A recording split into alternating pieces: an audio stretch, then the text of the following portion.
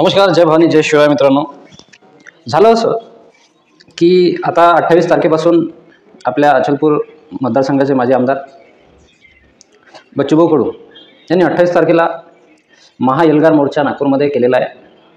त्याची सुरुवात झालेली आहे. आजचा तिसरा दिवस आहे, परंतु अद्यापही याच्यावर तोडगा निघालेला नाही. त्याच्यात बऱ्याचशा प्रमुख मागण्या आहेत. शेतकऱ्यांच्या कर्जमाफीपासून अंध अपंग यांच्या पगारामध्ये वाढ करण्याचाही मुद्दा आहे. आता बाकीचे त्याचे काही असे मुद्दे आहेत. त्याच्यात त्यांनी एक शक्तीपीठ महामार्गही रद्द करण्याचा मुद्दा टाकला आहे. आता हा मुद्दा काही त्यांचा नाही आहे आणि शेतकऱ्यांचा विशेषतः नाही आहे. हा मुद्दा राजू शेट्टीचा आहे. बसो, आता त्या आंदोलनात काय होते काय नाही होत ते तो सरकारचा प्रश्न आहे. पण आपण ज्या दर्यापूर विधानसभा मतदारसंघामध्ये राहतो, आपण ज्या अमरावती लोकसभा मतदारसंघामध्ये राहतो, त्याच अमरावती लोकसभा मतदारसंघामधला एक माजी आमदार हा एवढं मोठं आंदोलन इथून तयार करून नागपूरपर्यंत जाऊ शकते, शेकडो शेतकरी कार्यकर्ते घेऊन त्यांचे. तर हे आपल्या अमरावती जिल्ह्याच्या लोकसभेच्या जे खासदार आहेत बळवंतभाऊ वानखडे यांना का जमलेलं नाही? हे सध्या कुठं आहेत? सध्या एवढं मोठं वातावरण आपल्या संपूर्ण राज्यामध्ये आहे. शेतकऱ्यांचं प्रचंड नुकसान झालेलं आहे.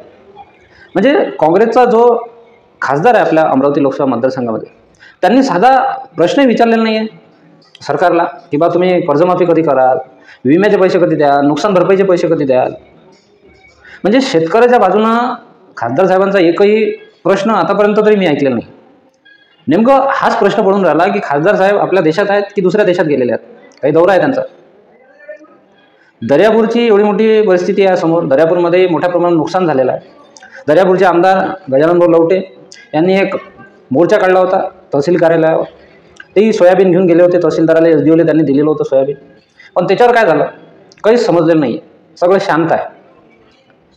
मतदानापुरतं निवडणुकीपुरतं मतदारांचा वापर करून घेतला आणि त्यांच्यासाठी जेव्हा लढण्याची खरी परिस्थिती आज आहे तर आमदार साहेब आणि खासदार साहेब काही दिसून नाही राहिले. एकटा फक्त बच्चूभाऊ कडू धडपड करून राहिला.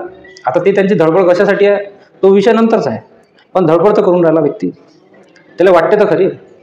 आता तुम्ही सलग 5 वर्ष आमदाराला अजून झाले नाही आहेत, 5 वर्ष खासदाराला अजून झाले नाही आहेत, पण त्याला खासदार साहेबाले 4.5 वर्ष झालेले आहेत आमदारकी बघून. मग त्याला तर अनुभव आहे ना. त्यांनी या प्रश्नावर का बोलू नये बा? ते कुठं आहेत काही समजून नाही राहिलं जनतेला. दर्यापूर विधानसभा मतदारसंघातलं दर्यापूर अंजनगावचे लोक आहेत, त्यांना समजून नाही राहिलं की बा आमदार साहेब कुठे आहेत, नेमके खासदार साहेब कुठे आहेत. एवढा मोठा त्यांचा विजय झालेला आहे लोकसभेच्या निवडणुकीमध्ये, काटेची टक्कर होती. एवढ्या मोठ्या विरोधी माणसाले त्यांनी पराजित केलेला आहे.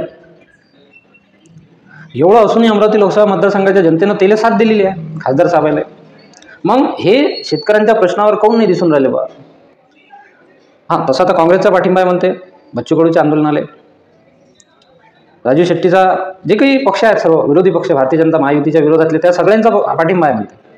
मग या आमदार खासदाराला काय होते बच्चू कडूसोबत झाले. आज सकाळी भाजपच्या आमदाराने बच्चू कडूची भेट घेतलेली आहे, त्याला पाठिंबा दिलेला आहे शेतकऱ्यांच्या प्रश्नावर. आपल्या दर्यापूर अंजनगाव मतदारसंघातल्या जनतेची इच्छा आहे की बा आमदारानं या विषयांचा कुठंतरी गंभीरपणे हा मुद्दा मांडावा सरकारच्या इकडे. सरकार तुमचं ऐकत नसेल तर कमीत कमी लोकांच्या समोर तर मांडा हे मुद्दे की बा नुकसान झालेलं आहे खरंच. नाही तर लोकसभेच्या निवडणुकीच्या वेळेस, विधानसभेच्या निवडणुकीच्या वेळेस लाखो लोक जमा करता येतात निवडणुकीसाठी. आणि आता जेव्हा त्याच्या अधिकारासाठी, त्याच्या हक्कासाठी जेव्हा समोर येण्याची आवश्यकता आहे तर तेव्हा काही समजून नाही राहिलं कुठं आहे. तर सरकारवर फक्त दोष देऊन देतात की बा सरकार देऊन नाही राहिली. अरे सरकार देऊन नाही राहिली तर तुम्ही तर करा ना, काही आंदोलन करा, मोर्चे काढा. फक्त हे लेबल लावून किंवा सरकार आमच्या विरोधातलं आहे त्यांना काम थोडी जमणार आहे. सरकारचं तो जनता तर विचारीच ना तुम्हाला. जनता तर शेवटी विचारीनच ना की बा आमदार साहेब सध्या कुठं आहेत, खासदार साहेब कुठं आहेत. सध्या आपत्ती व्यवस्थापनाचे पैसे नाही आले, केंद्राने एवढा मोठा निधी दिला तो नाही आला. अरे तुम्ही प्रश्नाचा जोपर्यंत प्रश्न विचारसाल नाही सरकारले, फक्त तुम्ही आमदार आणि खासदार होऊन बसले तर त्याला काही अर्थ नाही आहे ना. मग काय होणार आहे पुढच्या वेळेस? तसंच होणार आहे. तुम्ही ज्या ठिकाणी होते त्याच ठिकाणी जाणार आहे. माझे खासदार बनून जाल, माझे आमदारही बनून जाल. लय प्रश्न आहेत ना जनतेचे. पहा तुम्हाला काय वाटते. तर सामान्य जनता आहे, सामान्य जनता तर प्रश्न विचारणारच आहे ना की बा ह्याच्या दुष्काळाच्या परिस्थितीमध्ये, अतिवृष्टीच्या परिस्थितीमध्ये आमदार आणि खासदार साहेब कुठं आहेत. ते व्हिडिओ चांगला वाटला तर लाईक करा, समोर पाठवा. भेटू पुढच्या व्हिडिओमध्ये. तोपर्यंत नमस्कार.